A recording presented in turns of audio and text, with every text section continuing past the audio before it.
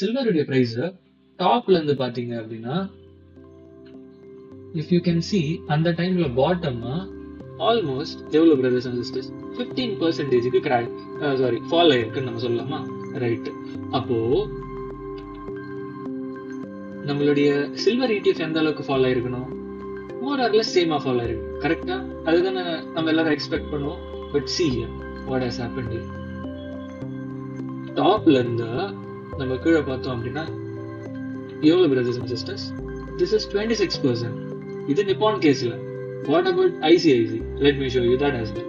டாப்ல இருந்து if you see the bottom at that time, it is இப்ப உங்க கண்ணு முன்னாடி என்ன தெரியுது பிரதர்ஸ் அண்ட் சிஸ்டர்ஸ்? அதாவது சில்வருடைய பிரைஸ் 15% தான் கிராஷ் ஆயிருக்கு.